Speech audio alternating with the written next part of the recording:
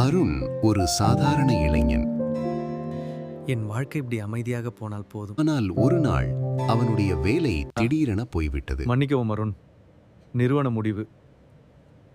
சரி, நான் புரிந்து கொள்கிறேன். என்ன நடக்கிறது என்று புரியாமல் இப்ப நான் அவன் என்ன செய்ய மிகவும் கவலையில் மூழ்கினான். எதுவாக இருந்தாலும் நல்லது காலம் நல்லதுக்காக இருக்கட்டும். அவனுக்கு ஒரு புதிய வேலை வாய்ப்பு கிடைத்தது.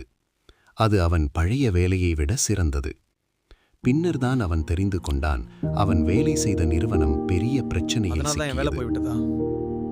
அப்போதுதான் அவன் உணர்ந்தான், பிரச்சனை போல வந்தது. பிரச்சனை போல தோன்றியது உண்மையில் ஒரு உண்மையில பாதுகாப்பு. அது நல்லதுதான் எனக்கு. சுவாமி,